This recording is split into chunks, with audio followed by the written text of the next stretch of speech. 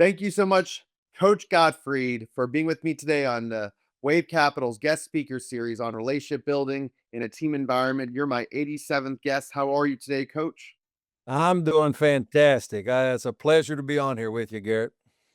Yeah, it's a pleasure to be with you as well. And I'm a graduate of the University of North Carolina, Chapel Hill. So I remember those several seasons that you were head coach at NC State and competing against us and Duke and the ACC, just a legendary group of coaches. And you were part of that storied rivalries with Coach Williams and Coach K. So looking forward to hearing your perspectives and memorable moments during your career at NC State. You also start out in your college basketball career as a player at Oral Roberts and University of Alabama, and then you won a national championship as an assistant at UCLA, and you coach at other programs too. So can't wait to get into all of that and talking about all that. But this podcast is about relationship building in a team environment, as you know, and you know relationship building so well. So what does relationship building mean to you, Coach Gottfried, and what has it meant for your professional career? Well, I think in coaching, all of us that have coached, we have to build relationships with our players, and it is a little bit different now because with the transfer portal and the NIL, a lot of times, young players aren't necessarily staying at one school for 4 years. And what I always do is remind people that when I coached at Alabama, I was there from '98 to 2009, and then I was at NC State for a long time, Murray State. Even UCLA, we recruited players, a lot of times starting sometimes as freshmen in high school, but usually sophomore or junior year. And so when you put all those years together, if you've recruited them for two or three, then you've had them for four or five. We had the pleasure of really developing long-term relationships with guys that kind of last forever. I think it's a little bit different now. Obviously, kids can change schools every year without sitting out, and we see it all the time. But I think in coaching, as far as my perspective, it was probably what I enjoyed most. I mean, I wanted to win like everybody, but building those relationships with the players over the years and their families and my assistant coaches and their families and their wives. And so it's a big part of coaching. And I think it's a big part of leadership as well. Yes, absolutely. And did you always know that you wanted to get into college basketball? I mean, even, competing at the collegiate level, you were drafted by the Detroit Pistons, but then you went right into coaching thereafter. I mean, was it something that was instilled in you from the very beginning? I mean, were there early mentors or early people in your life who inspired you to want to pursue a path playing in the NBA? Or and at least you were drafted by an NBA team, which is an accomplishment in itself. But once you got into the coaching ranks, I mean, what led you down that path? So, Gary, I grew up, I was very lucky. My father coached high school basketball for a number of years, and he was a small college basketball coach in Ohio. And then his brother, my uncle, he was the head football coach at Kansas and Pittsburgh and Cincinnati and some others. And anyway, I was always around it growing up. And so, I got a firsthand look at, kind of all sides of it. I used to sit on the bench for my dad's teams when I was like 6 or 7 or 8 years old. I was down there, handing out towels and, just kind of hanging around. So for me, I always felt like it was something I wanted to do. When I finished at Alabama, I got drafted, as you mentioned, by the Detroit Pistons. I didn't make the team. I played with Athletes in Action for a year. And at the end of that year, Detroit had signed me back as a free agent and give me another crack at it in year two. And at the exact same time, I was offered both graduate assistant's position at Alabama by my former coach, Wimp Sanderson, and then also at UCLA with Jim Herrick. And for me, it was just kind of hard to say no to starting a coaching career at UCLA. I knew I wanted to coach, and I always felt like, boy, if I can start at UCLA, it just kind of puts you on the right track. And so I got very lucky, and that happened. But I did know I wanted to coach, and then I just have had some great people mentor me and help me along the way. Jim Herrick, who was our head coach at UCLA, I worked for him for 7 years. That was wonderful. So there's been a lot of people through the years that have kind of poured into put me in a position to where I, was able to have a little bit of success. Of course. And what was so special about the 95 team? What really stood out to you to win a national championship that year and first national championship and only national championship at UCLA since the John Wooden dynasty? So I'm sure that was going through your mind too. winning a national championship, hadn't won any titles in the 80s. And it wasn't until, 95 that you won the big title and reached a mountaintop. So what was so special about that year? Well, here's the backstory of that one, Garrett. I think people will enjoy this. In 1994, the year before, we won it in 95, but in 1994, we had a really good team. And, Ed O'Bannon was coming off a knee injury a couple years prior to that. And we started off the year in 94, we were 14-0, ranked number one in the country. And, at UCLA, when you're kind of sitting in that position, the expectations begin to rise really high, really fast. But we really stumbled down the stretch. We had a couple guys with injuries. Our point guard, Ty said, and he had a back issue and wasn't playing very well and didn't practice at all. And we had a couple things. Anyway, we got beat in the NCAA tournament in the opening round by Tulsa. And, we went home and there was about 4, 5, 6 days where we all kind of were waiting for, that call that we were going to get fired. And so the following year of 94, 95, Ed O'Bannon, I think, became fully healthy. His younger brother, Charles O'Bannon, was a sophomore. And we added in some really amazing freshmen. Toby Bailey, J.R. Henderson were two of the guys. And that team just took off. And they just began to gain more and more and more confidence as the year went on. And, we finished 31-2. We beat Arkansas, who was defending national champion team in the championship game. We had to go through UConn in the Elite Eight, who was loaded with Ray Allen and a bunch of guys they had that were really good. But our team just had great confidence. And I can remember, too, Garrett, it was interesting at the Final Four. It was in the Seattle Kingdome. On one side of the arena, the sitting president of the United States, Bill Clinton, who was an Arkansas native, is on this side. But then on this side, when the legendary John Wooden walked in, it was kind of as if, it's a moment where this is going to be a heck of a night. So to do that with obviously the sitting president there, but also with John Wooden in his presence, it just became a magical, magical run and a magical night for our team. That's amazing, and that's so wonderful to say that you have, President Bill Clinton at the time, now former president, but president at the time, sitting President Bill Clinton, and then to have the legendary John Wooden, the greatest college basketball coach of all time. And, I am a little bit biased having gone to the University of North Carolina. I would imagine you could put Dean Smith in the top, 2 or 3 of all time. When you had John Wooden there, Coach Wooden there in the presence in the arena, did you have some time to talk to him? Did he have time to talk to your team? Any words of wisdom or insight that he shared prior to the game to prepare you for the game? Coach Wooden is the gentleman that he is and always was. He was so careful not to be too involved with the team. Like, he understood his presence kind of could be a distraction too at times. So he was always available for us individually. He would come to every game, home game, every single one, but was very careful. He didn't want to be that kind of old coach that was hovering over the program. And so actually through the NCAA tournament in 95, Jim Herrick, our head coach, really had to kind of coerce him and really tried to beg him, quite honestly, to come. If we make it to the national championship game, we want you there. Our players really want you there. And we did not know until the afternoon of the game on a Monday night that he was going to make the flight up from Los Angeles. We had some people provide a private plane for Coach Wooden. And so when he walked into the gym, Garrett, his presence, that was enough. Our players knew it. They looked over there, they saw him. And he was so generous with his time that all of the guys kind of had their own individual relationships with him. And so it just became kind of a special moment to have him there.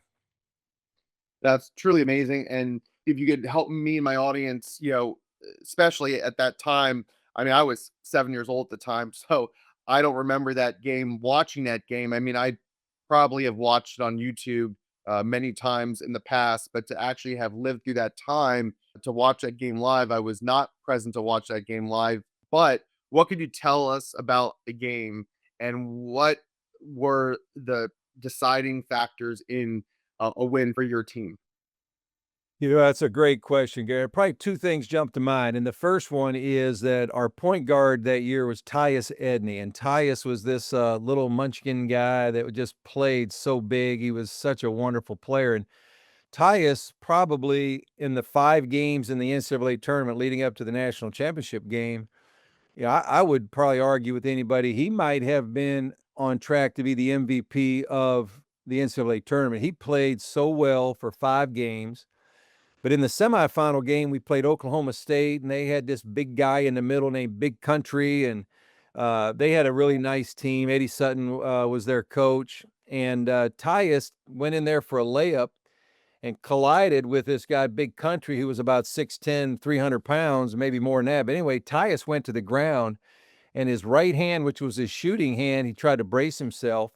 We didn't know it at the time, but he broke his hand in the semifinal game. And so now here we are getting ready to play the national championship game.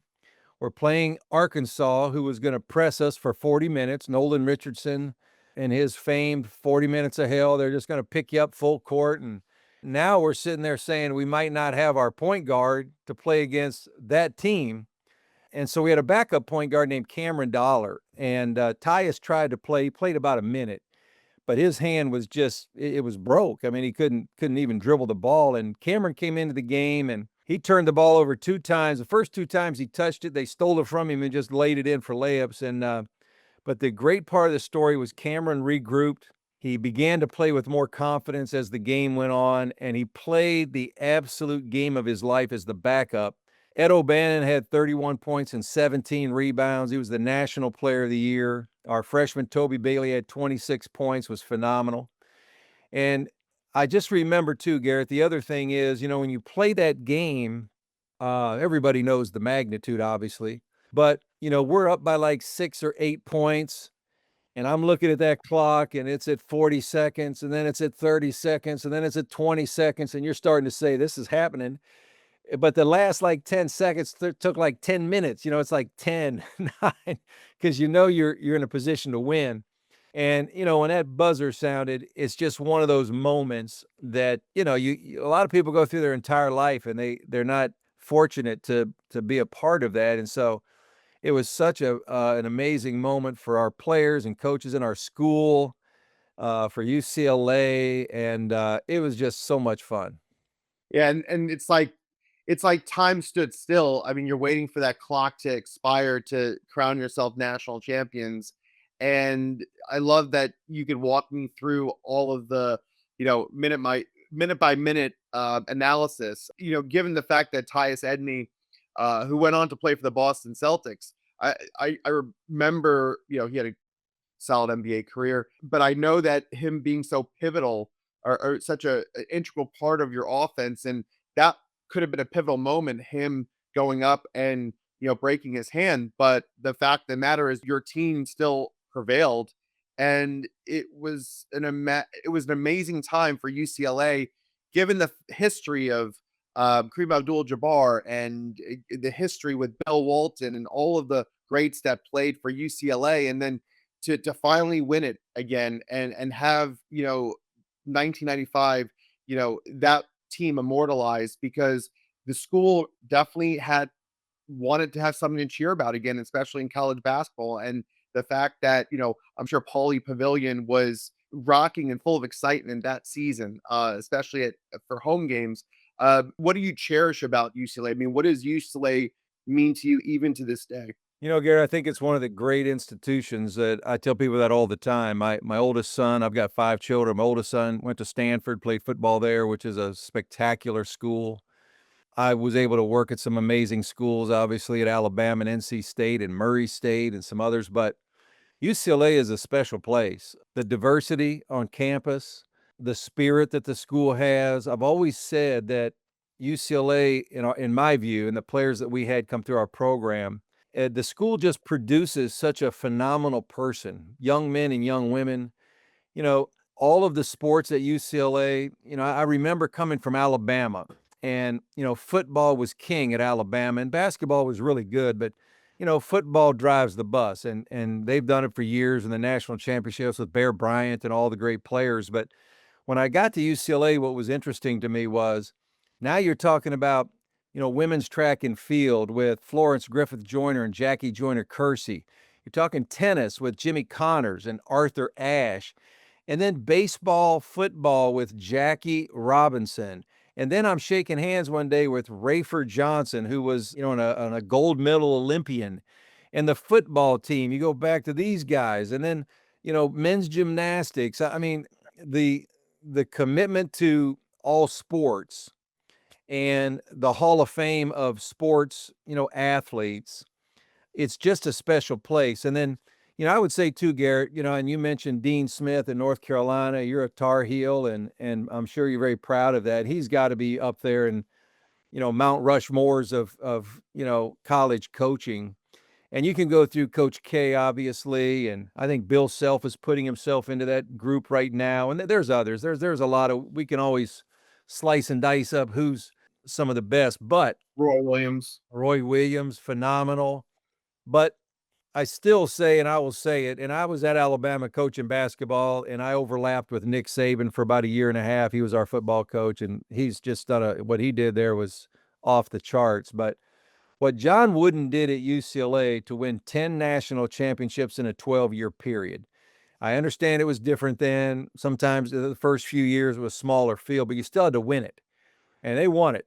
And not only did they win it 10 out of 12, the players, you're talking about some of the all-time greatest players in the history of the game that he was able to coach. So just to be a part of UCLA for me, I'm still thankful for those 7 years. It was a great, unbelievable 7 years of my life, and obviously winning a national championship.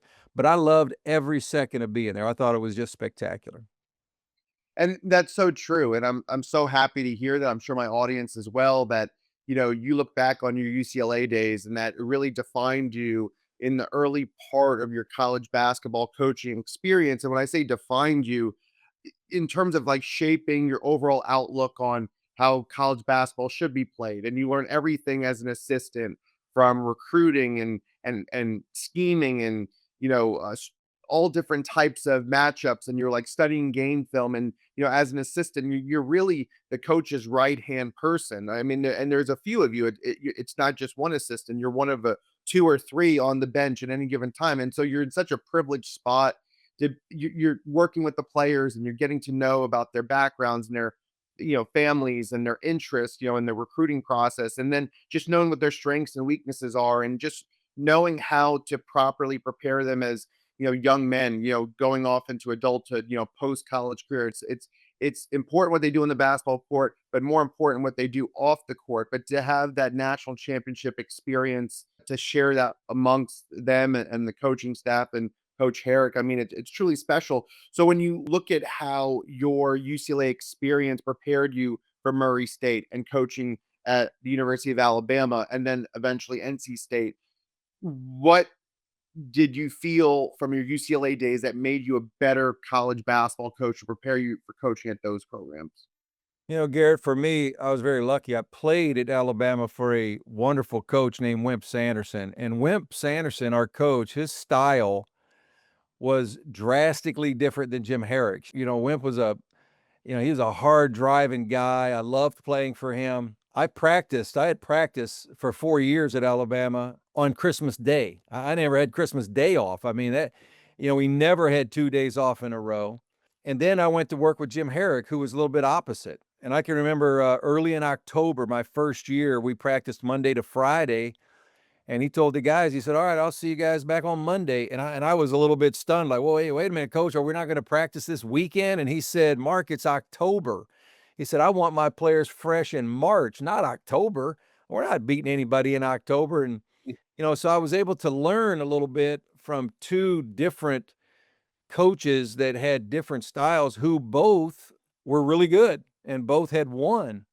And so when I got the chance to become a head coach, I was able to kind of pull from each guy, but then you still have to be yourself. You still have to be comfortable with, your personality and what you think is right to do as a head coach. But I was very fortunate because I was able to compare all the time. And I think both of those guys ended up really helping me to kind of develop my own philosophy on how I wanted to coach and what practices should be like, and all of those things that go into be developing yourself as a coach. So I always think it's important for people, especially young people, to learn. Just keep learning. We all want to learn even as we get older, but as young leaders develop their philosophy, be open and learn. But then also, Garrett, I think it's important for young people to understand how important it is to be thankful and be grateful for the people that have helped you along the way, because we've all had people help us. And sometimes people forget those people that have helped them along the way.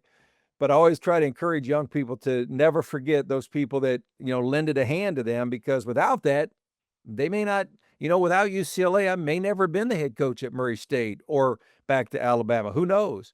And so those opportunities that we get, I hope people understand how thankful and grateful they should be. Of course, and it takes a village. I mean, we're a part of a global village, and individual talent, individual skill sets, what God has given you in terms of God-given ability, that's all very important, but you need to rely on others, and that's what my podcast is about: relationship building and team environment. We're all part of various teams, our personal life at home with family, but professionally speaking, whether it's college basketball team, a boardroom, a hospital, a school. I mean, whatever the case may be, whatever environment that you're in, everybody has a role to play and everybody has to contribute. And whether it's, the on a college basketball team, yes, you have five starters, but the bench players, without their production throughout the year to balance scoring out or to balance minutes out, or when starters come out and a reserve player has to come in to, for a fresh set of legs, and everybody has an integral role, and the coaching staff,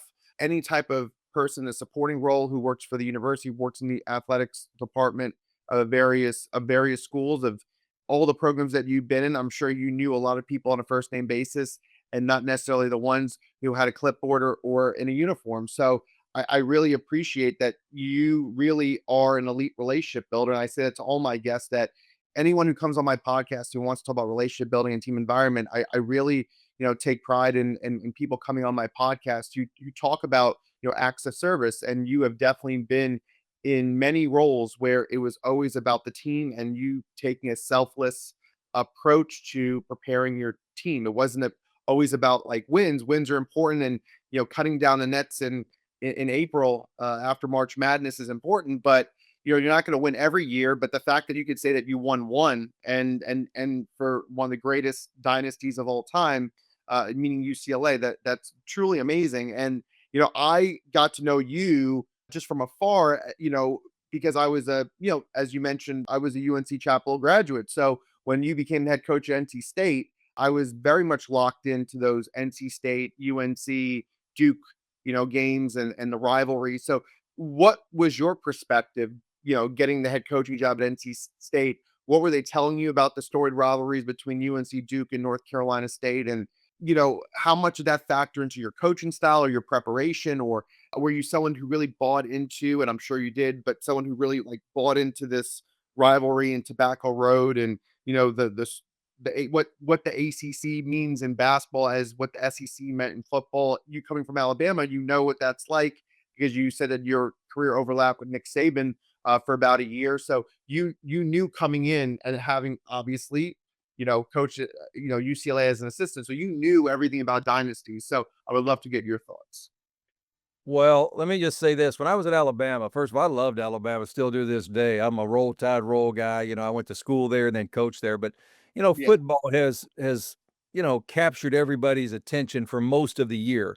Now, Nate Oates, I think, has done a great job right now, and they're getting basketball a little bit, more on the map. But the typical fan in Alabama, they follow football, and they follow it 365 days a year. And I don't know that that'll ever change. It probably shouldn't ever change. And so when I had the chance to go to NC State, I was so excited because I grew up, loving the ACC and ACC basketball, and watching Dean Smith's teams in the 70s and 80s, and Ralph Sampson at Virginia, and then the Duke teams back when Coach K was just getting started. I actually got recruited by Coach K, and I was in the recruiting class with Jay Billis and Johnny Dawkins and Mark Mm. Allery. And so anyway, I was very, very well aware of the ACC, and I was excited. As a matter of fact, I got the job in March in 2011. And we got to June, and our athletic director said, "Hey, we want to do a basketball press conference." And I said, "Why? We haven't done anything. We hadn't played a game. We haven't done anything. It's June. I mean, what are we going to talk about?" I kept saying, "Well, I don't.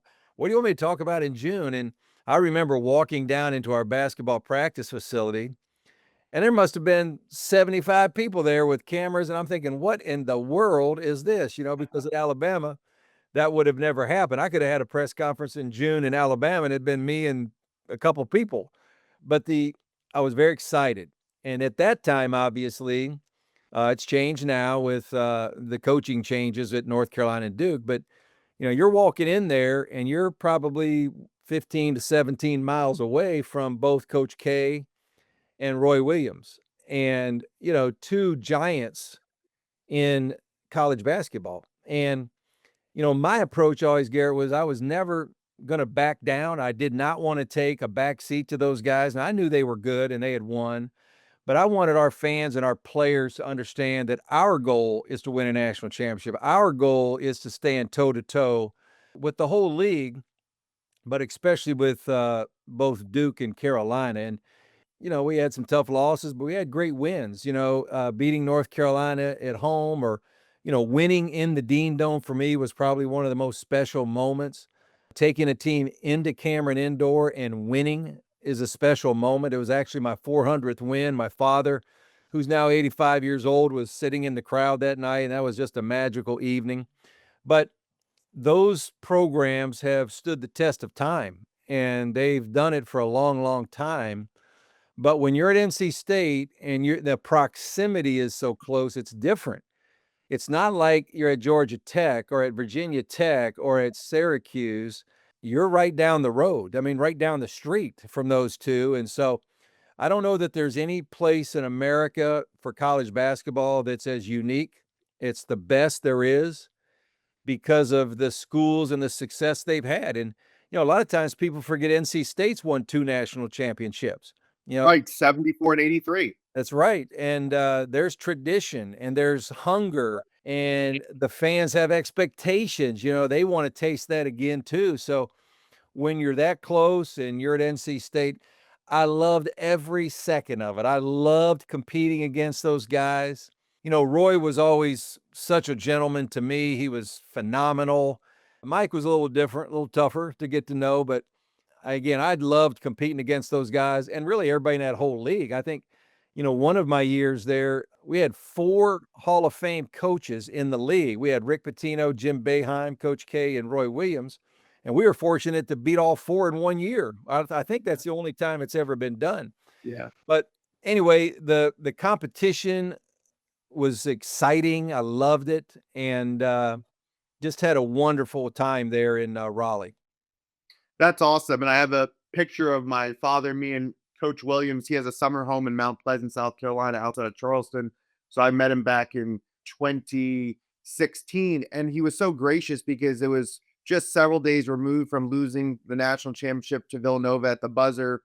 And I thought that maybe, we were eating at the same restaurant that he and his wife Wanda were eating at. And I spotted him quickly, and I'm like, I'm not shy. I want to, go up and just shake his hand, say congratulations on a season and always rooting for you. And, he was so gracious, even in defeat, several days removed. A lot of coaches probably don't want to talk to anybody, grueling season. They just want time to, himself or herself, if you're talking about a women's sport, women's basketball. But, it just said a lot about him. And just the next year, obviously, they eventually, beat Gonzaga. It was called the Redeem Team, which I thought, it was pretty cool. But whether it was you, Coach K, or Roy Williams, I mean, you all are the consummate professionals, all different coaching styles. But the fact that you were successful, and you're one of the most successful coaches in modern history for sure, and you're young enough to still lead another college basketball program if you desire, definitely want to talk to you about, you still have interest to coach the game again. But the fact of the matter is that you could speak so highly of the program, and that you had such quality wins and quality seasons there, and you made the NCAA tournament multiple times, that it's not easy coaching at a school other than North Carolina and Duke, when you're not obviously part of those two programs. So the fact that you put NC State back on the map and you did it exceptionally well. And I just remember how hard it was to beat State during the time that you were coaching there. So that's kudos to you, to your high acumen in the college basketball profession, and your ability to coach at the highest level and exceptionally do so well and be successful coaching at the highest level. Well, thank you, Garrett, for that. I'll share this couple stories too with you with Roy. I think you'll like this, and your audience will too. He was the kind of coach, and this is important for people to know because there are coaches out there sometimes, and especially some of those, and I don't want to ever mention names, but if my team was able to beat their team, a lot of times coaches would say, we just didn't play very well. Roy was never that way. Roy would shake my hand there mid-court when the game ended, and we beat him a number of times, and every single time his response was, "Mark, your team played phenomenal. You outplayed us. Like you just outplayed us." And it says a lot about the character of somebody that can be secure enough just to give praise to somebody else. He was very gracious, like you said. I never one time had one issue with Roy Williams. I thought he was spectacular. And it's interesting because the year after NC State let me go and I was really disappointed, I got hired by the Mavericks and I was doing some college scouting. And you brought up the point that, you know, Roy Williams could have easily won 2 national championships back to back. I mean, they were basically after, I think it was, Kendall Marshall or whoever that was made the shot. Marcus Page just Marcus freed that Page title. made the double clutch shot Right. to put them up, and, there's, probably less than 4 or 5 seconds to go in the game. Villanova calls timeout, and, Jay Wright, they run a spectacular play, but the kid still has to make the shot. Coaches, we can draw up anything we wanna draw up. A guy still has to make it, and, Villanova makes it, and so North Carolina loses. They come back the next year, win the national championship. Then the following year, in a December game, I'm sitting in the Dean Dome, and I'm in the crowd, probably 15 rows up, right behind the scores table there, and I'm there as scouting for the Dallas Mavericks. And there was an elderly lady sitting to my side, and I think you guys were playing Bucknell, I think it was, and it was first half, and North Carolina wasn't playing all that great yet. They ended up winning the game by 20 or 25, but it was early in the game. And this lady's just screaming and yelling at Roy Williams. Like she said, "You don't know anything about basketball." And I'm saying, this guy just won the national championship and could have won 2 in a row. But he always I enjoyed competing against him. And if I was just like you or Garrett, if I was somewhere out on the road recruiting or in Las Vegas and watching high school players play, he always made a point to say hello and ask how I was doing, ask me how my children were doing, and just, he's very gracious. So you got to have great, great respect for a guy that's as successful as Roy Williams has been in his life, but also to be as humble as well.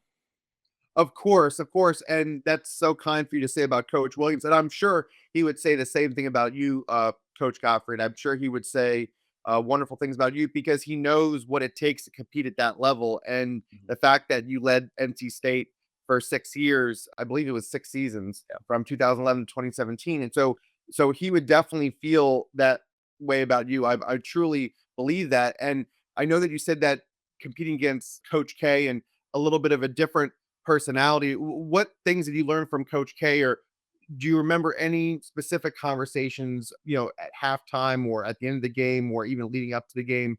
What struck you as the difference between a North Carolina program and a Duke program in terms of how to prepare?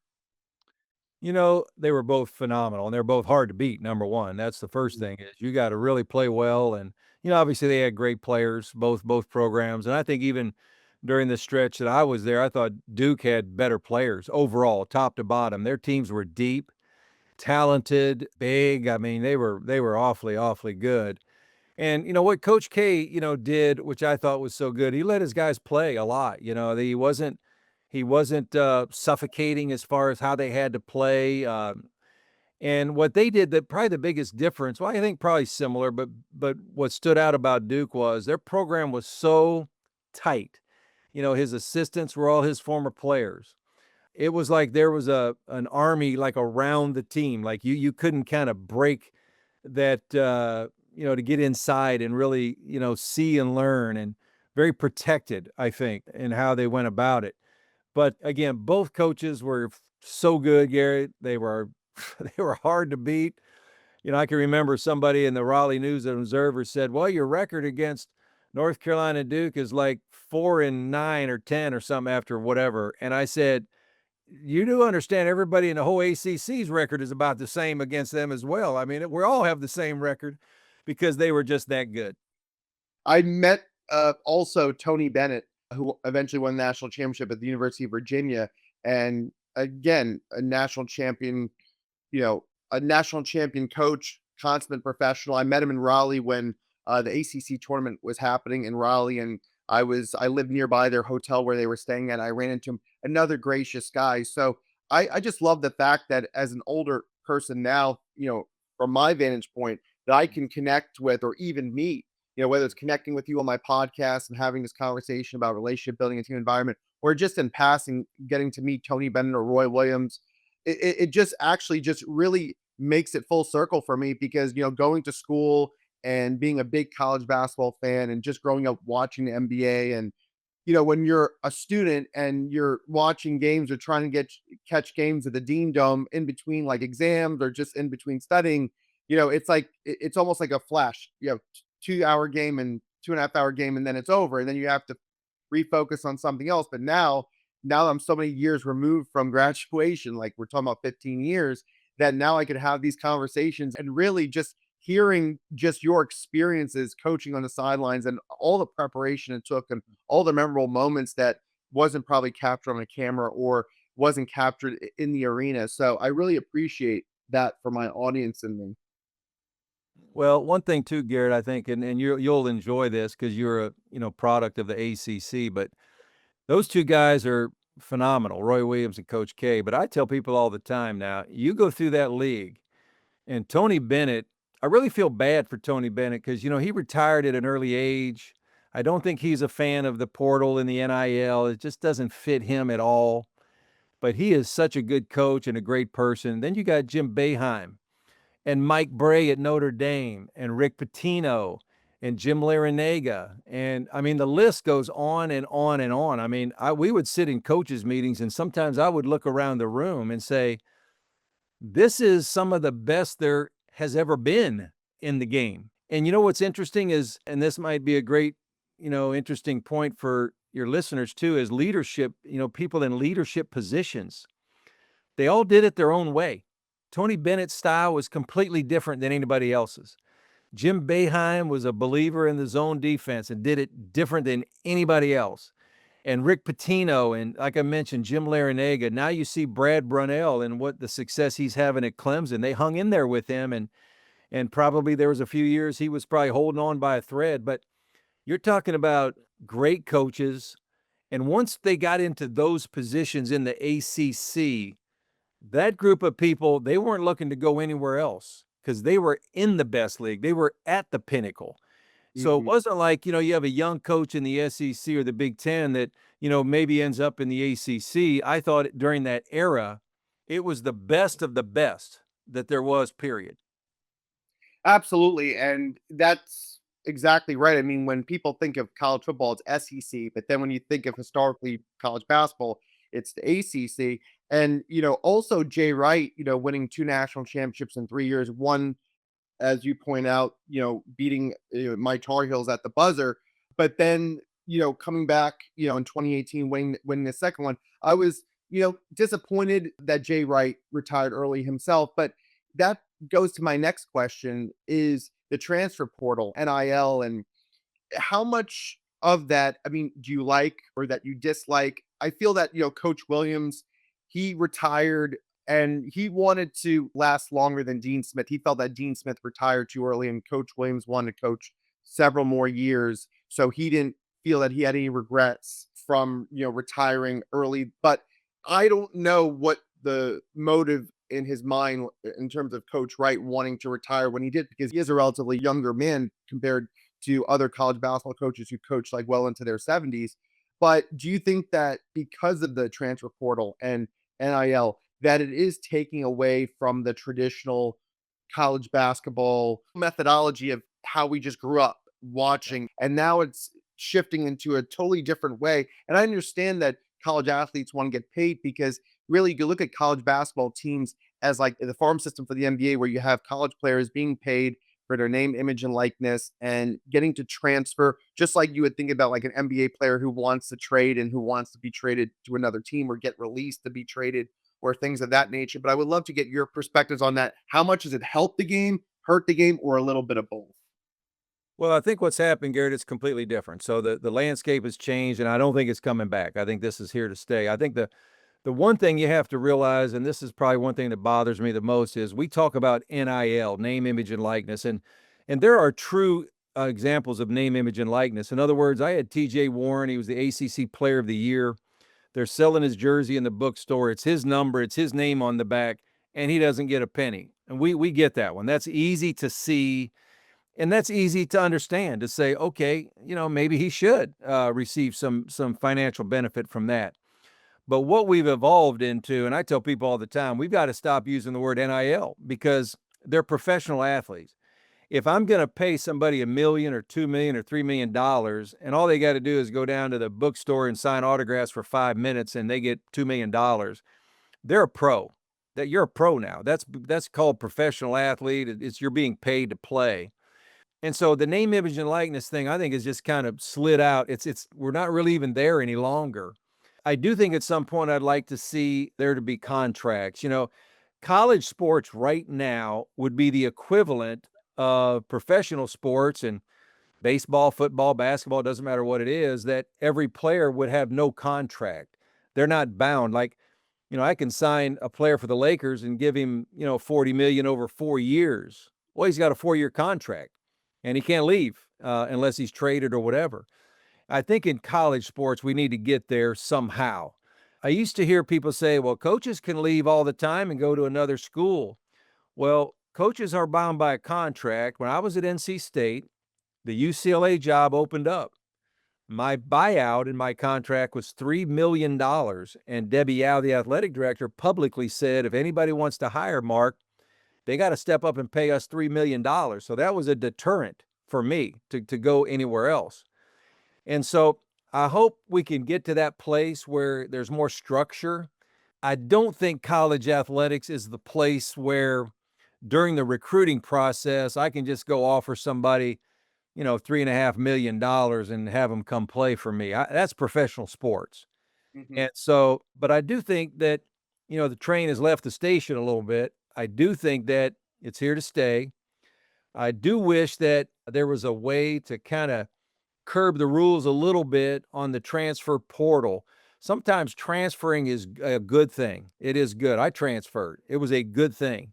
Yeah, you transferred from Oral Roberts to Alabama. Yep. And I sat out a year and it was actually good for me. It was good for my maturity. I was able to graduate after my junior year of playing. I had another year of eligibility left. But I don't know that we want to give guys the opportunity to transfer 4 and 5 times just every single year. I don't think that we're doing the kids a favor with that. I do think there's something to learn from having to stick with it, to gut it out, to get better. It's not always the best thing just to cut and run and leave. And so, I hear a lot of different theories and suggestions about it. But I do think what happened, Garrett, is I think there are some guys that were older that were in coaching, Nick Saban probably being one of them, Roy and Mike and Jay Wright and Jim Larinaga and Tony Bennett. And there's a long list of guys now that said, you know what? This isn't as much fun because I'm not getting to build the relationship with the player that I once did. We have players walking in the office just basically saying, hey, I need, $2 million or I'm going into the portal. Well, when you're on the coach on that side, that's not a whole lot of fun. And so I do think that it's changing, and I hope we can still make sure we take care of the athletes from a monetary standpoint, but at the same time, put some order in all of this because I do think it's kind of, I don't know that I don't know that it'll ever be what it was, but I'm not a super fan of the way it is right now. Sure, and you may have alluded to this, but do you think that it would be very hard to basically do exactly what the NBA does and applied to college basketball, meaning that let's say a player signs a contract and as a freshman and he signs a 4-year contract and that contract states that that player will play for those 4 years at that school, but is eligible for a transfer. Let's say there's a medical issue or something to do family related. So there's certain stipulations that allows them to, get out of that contract, and that you are still allowing maybe hypothetically up to 2 transfers in a Yeah. 4-year period or something like that. Why is it, in your opinion, that there isn't a cap on transfers in the transfer portal? Or why is it that, a freshman who's being recruited to avoid any unforeseen or unintentional violations, that you just allow the player to sign a contract as a freshman with the intention of playing 4 years, and then you put stipulations in place for some of the reasons I mentioned? You make some great points. Here's where I would look at that, maybe from this angle. Yeah. If we're gonna pay the players like professionals, and let's Mhm. be very honest, there's some people in college that'll get paid way more than they ever will as a pro. They may never be a pro, and they're gonna get paid a lot more money actually as a college athlete than a pro athlete. That's a really good point. You got players right now in Europe that are trying to walk away from contracts to play in the NCAA level because they can make more money than they're making in Europe. So I would say if you look at it from this vantage point, if you want the benefits, which is the money that you're going to get from a school, then you have to live with some of the other things as well, like contracts, collective bargaining agreements. Like we don't always get in life to have our cake and eat it too. None of us do in any walk of life, in any profession. I can promise you in pro baseball or the NFL or the NBA, guys would love to have no contracts. Pay me 10 million. And by the way, next year, that team over there is going to pay me 15 million. And the next year, that team's going to pay me 20 million. I don't think that's the way the world works. And right now, the college athlete, they're receiving the benefits of basically being a professional without any of the restrictions of a contract or a buyout if you were to leave. If you were to leave this school, if you're going to leave this school, I'll tell you what, I'll give you a 2-year contract. I'll pay you $2 million a year. That's $4 million. But if you leave after that first year, you have to come up with, $800,000 buyout or whatever it may be. Either you do or the next school does.